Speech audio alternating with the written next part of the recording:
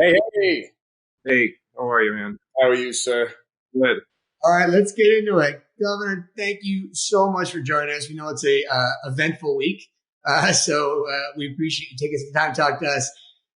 So we partner with Bridge USA, the college nonpartisan civic engagement organization, specifically to discuss issues around college affordability and the way to reduce student debt. We know that when you were governor, this was a very big priority of yours. So just starting right off, in your experience, why is this occurring, and what did you do to help reduce the cost of student debt when you were governor?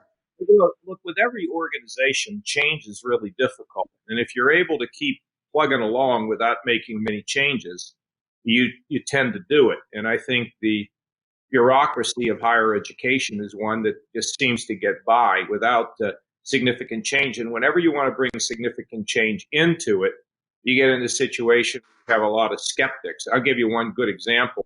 At Ohio State University, they wanted to lease out the heating and cooling system and all the parking lots, which they ended up getting done, and they got a ton of money. I'm tens and tens of millions. And you would have thought that they were trying to close the school down or something. The president of the university, Gordon Gee, a great friend of mine, he was under. I mean, they were all attacking him for a simple thing.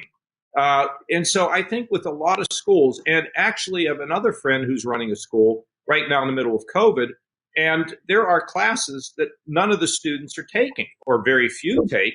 So he's tried to reduce those in order to save some money. He's gotten it done. If it wasn't for COVID, I don't think he would accomplish it. So I think it's just natural for these institutions to kind of move along. And what we did is provide more pathways. Let me give you one good example. We were able to say that these community colleges could get credit that would entitle them to be able to transfer their full credit into a four-year university. And if they spend 2 years, and now we ended up putting them in a position of where they could go for 3 years, it's just a tiny fraction of the cost of higher education if they chose that route. So there are ways in which you can keep these costs down. We had to argue for that as well, but we got it done. Now, in the era of COVID, I have to tell you, now in the era of COVID, change is coming. It's inevitable. There is no way to put it off, and we can get to the other kind of pathways that I think make sense. Sure, well said. So next question: should tuition be at a fixed rate for the 4 years that a student's in school, or is it reasonable for tuition to rise while a student's in school? That's a, I think that any school that has sense about this is going to promise a student that when they come in, their tuition will never rise. Here at Otterbein, where I am now, Otterbein University, they make a promise and a pledge to the student that what you pay when you come in will stay that way as long as you're here. And I think it's a growing trend among schools to do that. In our state, when I was governor, we actually froze the tuition for a few years. And I think over a 10-year period of time, I think we led the country in terms of holding the cap on tuition. But let me suggest to you all, to you and to those people who watch, this is going to change. When people now are beginning to experience this online education. Now, a lot of us, a lot of people are very upset about it, but we're getting used to it, and we're beginning to understand that it can work, whether it's Zoom calls or wherever you do it. One of my daughters was at home. She was on a 3-hour Zoom call last night. She never complained. She was able actually to be in Ohio while taking a course from her school in Chicago. And so I think you're going to find more and more opportunities for people to get their education online at a fraction of the cost of the 4-year school. To me, the key is how do you be able to combine the online education that is much less expensive with an opportunity to have some sort of a real college experience like we had and we loved. I loved being in school, everything that surrounded it. But I don't want to pay the kind of money that I'm being forced to pay today if there's a way for me to get a good education, a good degree, a good job opportunity without having to get this 4-year degree. One other thing I want to point out to you, and that is in the tech world now, it is very possible to be able to get real expertise in AI or machine learning, in digital marketing without having to get a 4-year degree. And I think over time, people are going to realize But if you're qualified to do something, I don't have to see your college degree in order for you to get a job with us. Now, that's a long way off, but I see it beginning to happen right now. That's a great point. That's a great point. When it comes to 4-year degrees, the cost of tuition has gone up about 37% over a 10-year period. Yet federal and state subsidies for colleges have gone down in about 41 states. So why do you think this is occurring? And do you think that more federal and state funding in higher education would actually help the costs for students? Well, let me ask you, if we have institutions that are not very efficient and we give them more money, what do you think the result is? I don't know that we always see a reduction in tuition, because you're also pointing out how much the tuition's gone up. But if the tuition's going up, why are the schools not reforming themselves to accommodate the students? Look, the states have to face K through 12 education and healthcare in Medicaid. And so when you look at your priorities of what you're going to fund and you only have so many dollars, you try to make decisions. And I think that states have found that, they can do a little less there and not get politically, crushed over it. But we don't want to shortchange these things that give students, those who come from places or from families that don't have much money, we don't want to shortchange them and not get them their education. But I would also tell you, if you're thinking about going to school and you really want to save money, go to the community college. I mean, go there for a year or 2 years or even 3 years, and your costs are going to be very small. The other thing we did in Ohio is we gave people an ability to get college credit while in high school, believe it or not. And it was called College Credit Plus. So if you put all that together, College Credit Plus, where you get credit, you start off in a year or two at a community college, you then transfer over to, say, Ohio State or somewhere like that, your costs are going to be a fraction. So it's going to have to be more the consumer, the student is going to, and the family is going to have to be a little bit more searching for what it is that fits them. Well said. Next question. For many Americans, the rising cost of college has become the unfortunate barrier for entry and contributed to the widening opportunity gap for lower income families. Two-part question. Are there, in your mind, clear, unnecessary, or overinflated college costs that could be driven down now? And second part, is that the responsibility of the university or the state?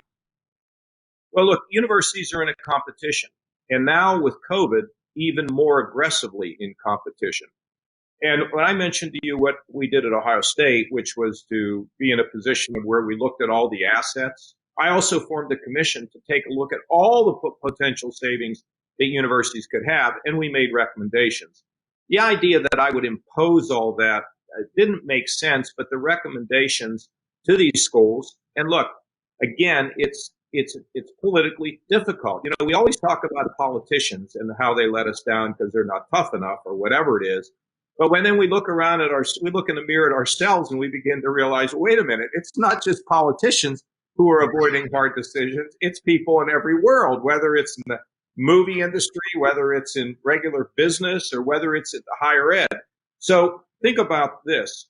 What is a university doing today that they don't need to be doing and still provide a great education? Do they need to, for example, do they need to build dormitories? Or should they privatize that out and have somebody who's in the business of housing do it? What do they do with their food service? What do they do with their assets? What about their heating and cooling systems or their parking lots or whatever? What are they thinking about in terms of, do they need to keep that as an asset they directly operate, or is there either a sale or a lease of it that can bring in more revenue that can keep costs down? When Ohio State made the changes they made, they were able to apply that to having lower costs, therefore, stabilizing tuition. But again, it's difficult to do. And I found, not with all of them, and I don't want to be disparaging, but if there's one thing a college president is today, and they want to be tomorrow, you know what it is? A college president. So, you can get an uprising from the staff, you can get an uprising from the faculty that goes crazy because you're changing something. So you have this course in, I don't know, some study of some ancient thing that nobody's taking. Now, we know there's value in that, really, but if nobody's taking it, should you offer it that way? Or let me give you another idea. Should schools come together Should they be able to work together on their back office operations? Do we need all this? I got to be my independent school and you've got to be yours, or could we work together? But I'm going to suggest to you guys, I think that K through 12 and higher education is going to be intermediated. And it's what's going to happen is this ability to apply technology to learning is going to change things dramatically. And I find in life, you either get ahead of something. When I say intermediate, I say disintermediated. You're going to have a disruption in this because people are going to figure out how to do this better. Western Governors University, which our traditional universities didn't like and fought against, I brought them in.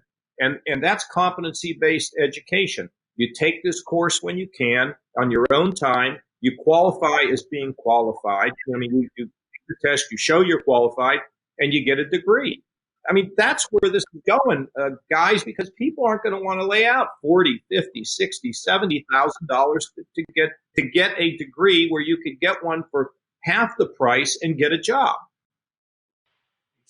Great point. Yeah. Along those lines, with the high costs, should people be able to declare bankruptcy on their student loans, unless they're able to pay it off? Declaring bankruptcy, I don't like that. I don't like that. But when it comes to the massive student debt we have, I think we need to look at ways in which perhaps we could reduce some of it. Now, the problem you have is if you start talking about that, what about the people that worked 2 or 3 jobs?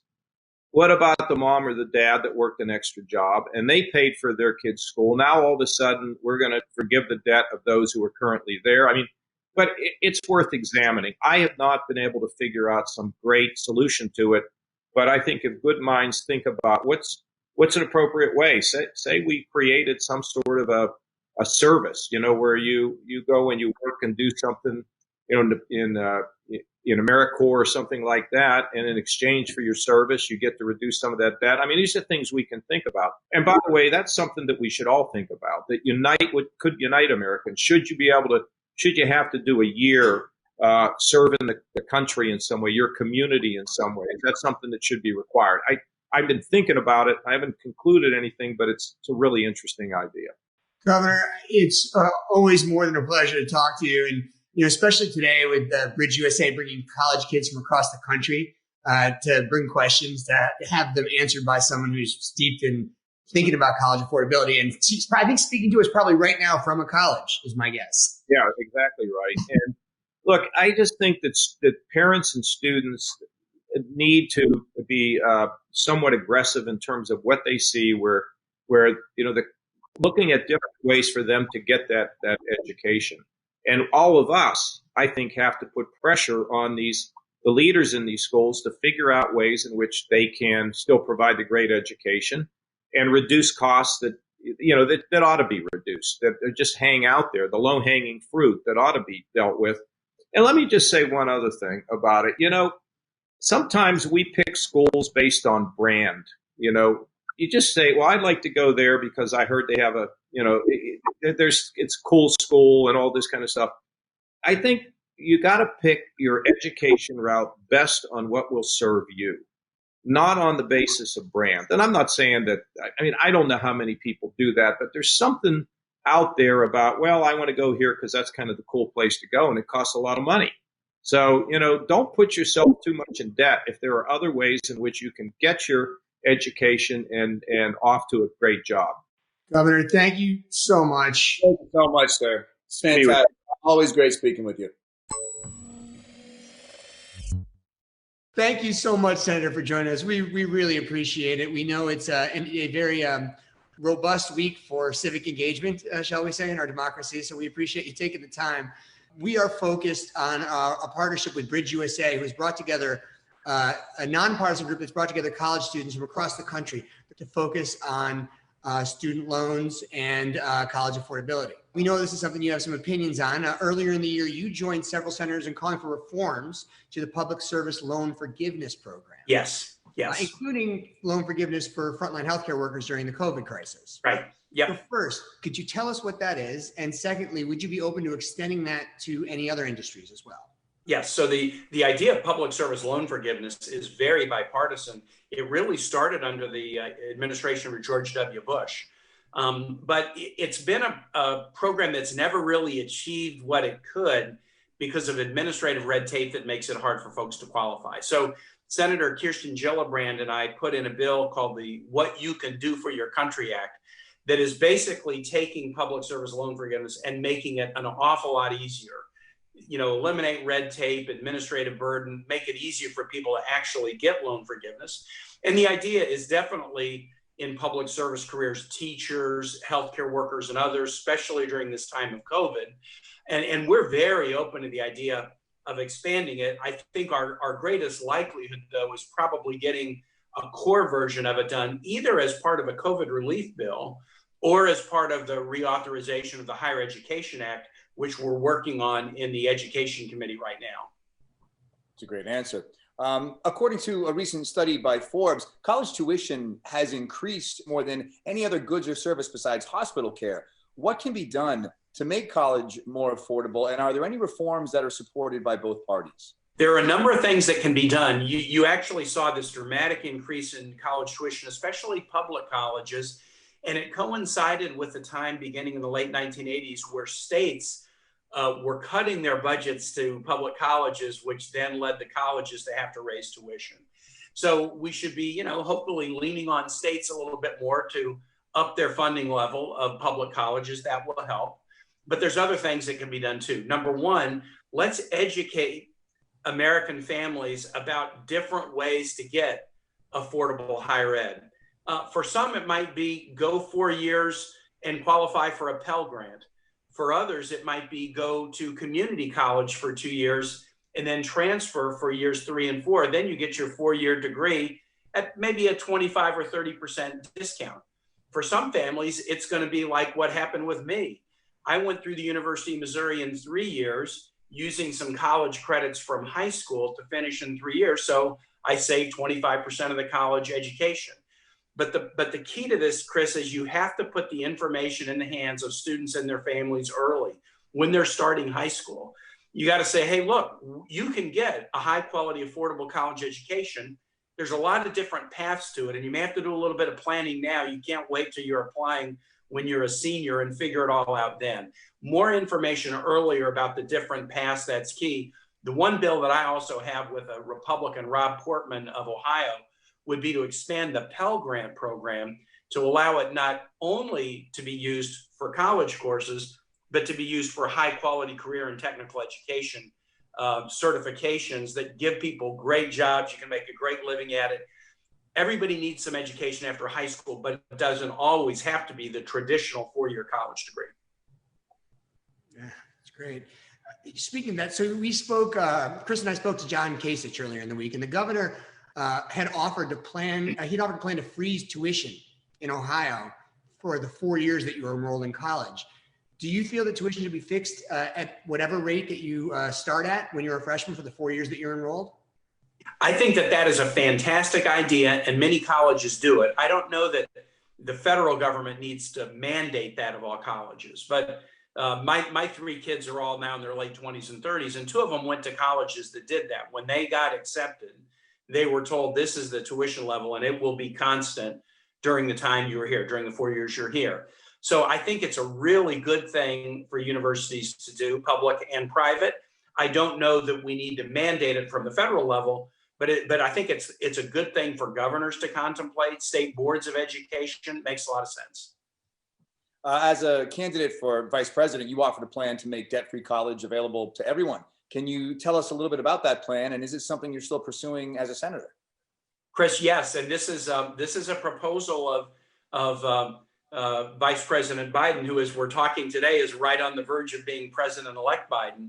He's very focused on this. And again, let's be clear, debt-free college, not free college. I've always said when people have asked me, well, Tim, why not free college? And I said, because I can afford college for my kids. And if the taxpayers are paying for my kids to go to college, then we're probably not doing something else that a needy family might need that we should do instead. But debt-free college is important. People shouldn't be getting out of college burdened by debt that limits their career choices, limits their ability to buy a house or buy a car. The proposal that I had when I was on the ticket with Hillary would be that you could go to college tuition free, if your family made less than $85,000, and we would eventually phase that up to $125,000 tuition free. Now there's other costs, costs of living and book costs, but we felt like if we could guarantee you tuition free up to that limit, you could go through college and you would not have any debt when you finished. And I think that's enormously helpful for a youngster to finish a degree and to not be forced because of debt to take a job that they don't want, or forced because of debt to delay other purchases, buying a house, buying a car. We were going to finance that with some tax reforms, basically reducing discounts on income tax for people who make their living primarily through investment income rather than wages and salaries. I still think this is something that would be great. It would be great for individuals, but frankly, the real beneficiary would be society, because the higher level of education that you give the workforce, the more productive the workforce becomes and the more competitive we are in a global economy. Very well said. Senator, in addition to the rising cost of tuition, many students are also saddled with a high interest rate for the loans that they take on. Is there anything that Congress or the federal government can do to address the high interest rates on their student loans? When I came into Congress, the interest rates on all student loans, even the student loans that the federal government subsidized, were about to dramatically increase to nearly 7%, if I remember correctly. This is now about 5 years ago. We instead pegged the interest rate on subsidized student loans to the interest rate on a 10-year Treasury bond, which is a very reasonable interest rate. However, a lot of students get unsubsidized student loans, and there isn't the same limitation on the interest rate charged on those loans. I think we should be going into the unsubsidized student loans and trying to bring the interest rate more in tune with that on the subsidized, tying it to Treasury bills. And I also support another proposal that's less about the interest rate, but it's really more about the affordability. Congress, for some reason, decided in the early 2000s that student loans couldn't be written off in bankruptcy. You can write off a loan on a yacht or a building or a jet or something in bankruptcy, but not a student loan. Now, we don't want students to be able to just bankrupt loans, but having the ability to use the bankruptcy laws that everyone else can means you can go to a lender and say, hey, it's difficult for me right now. Can we refinance? Because you'd much rather get some than get nothing. Can we refinance? Students who are carrying loan debt can't go to a lender and try to refinance. And allowing student loans to be considered like any other kind of debt for utilization of bankruptcy laws would allow refinancing and would bring loan costs down for a lot of people. Well, this is great.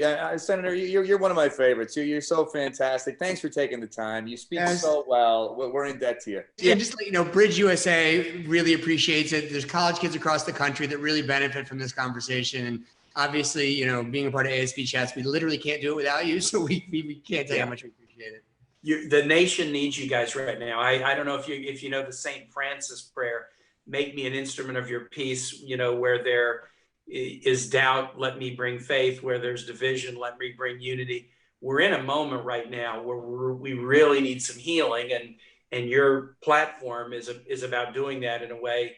We need more of you. So go forth and multiply, and I'll look forward to helping however I can. Thank you, sir. Means a lot, my friend. Get it. Bye-bye.